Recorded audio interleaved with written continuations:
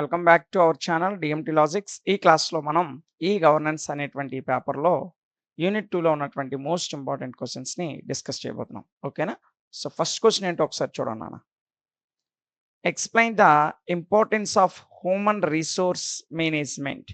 Human resource management యొక్క ఇంపార్టెన్స్ని వివరించమని అడిగాడు. సో అదేంటో ఒకసారి చూద్దాం. As organization cannot build a good team of working professionals with good human resource.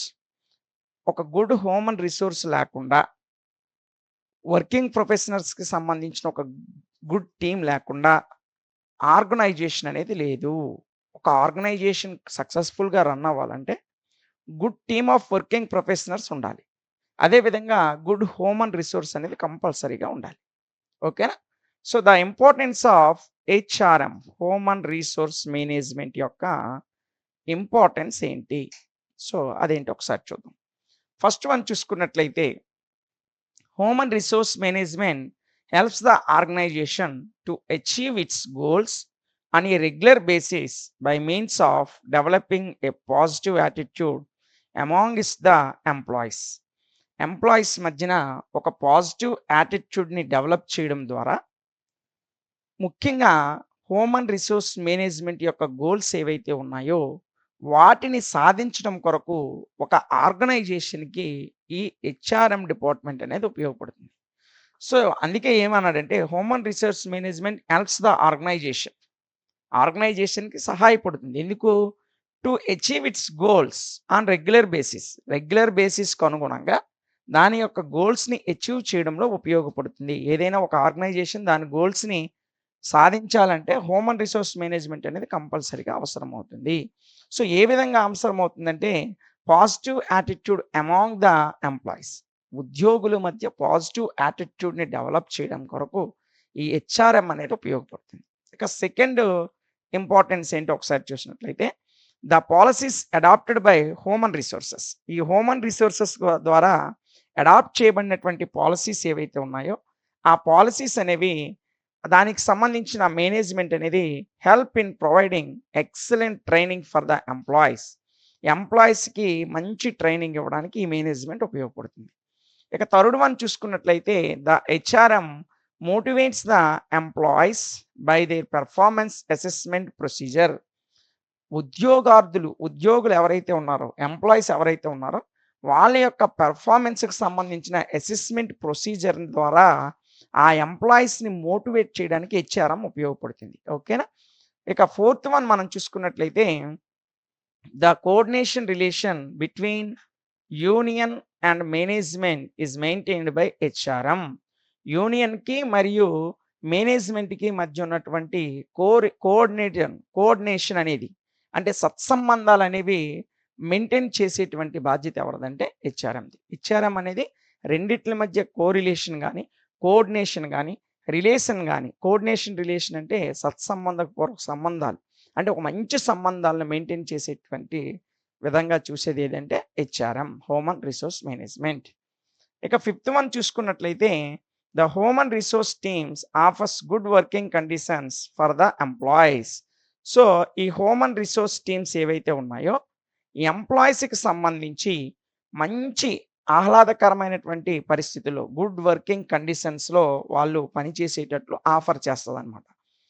ఇక సిక్స్త్ వన్ మనం చూసుకున్నట్లయితే, HRM takes responsibility for preparing people for future by picking talents.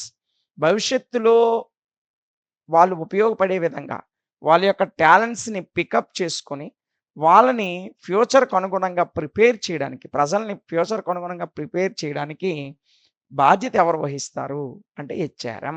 Human resource management takes responsibility for preparing people.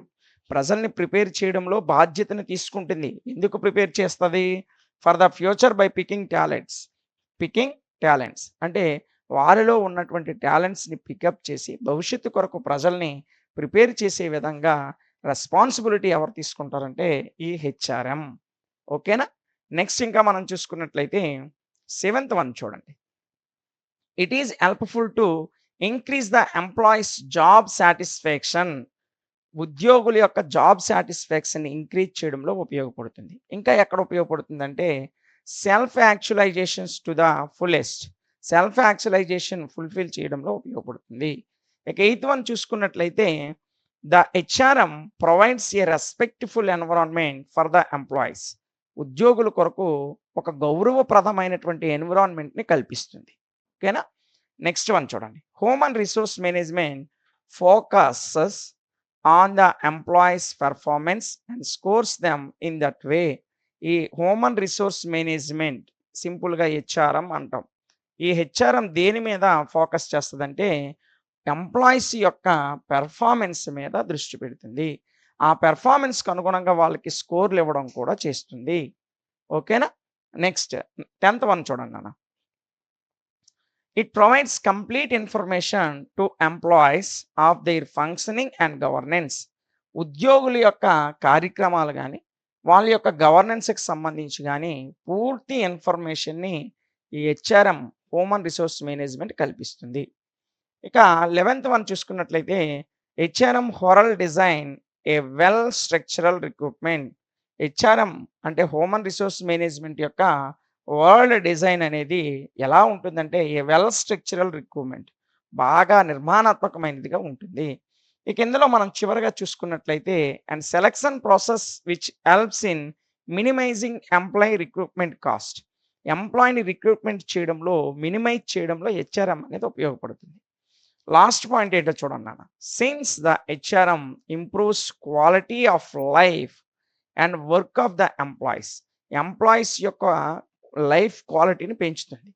అదేవిధంగా employees చేసేటువంటి work యొక్క క్వాలిటీని కూడా పెంచుతుంది. They sustain a friendly environment in the organisation.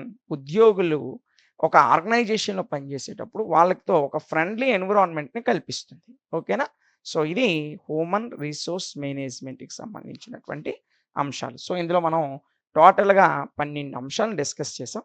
ఈ 12 పాయింట్స్లో కనీసం ఒక 10 పాయింట్స్ అయినా మీరు నేర్చుకుంటే ఖచ్చితంగా దీని నుంచి ఫుల్ మార్క్స్ అనేవి మనకు పడతాయి. ఓకేనా.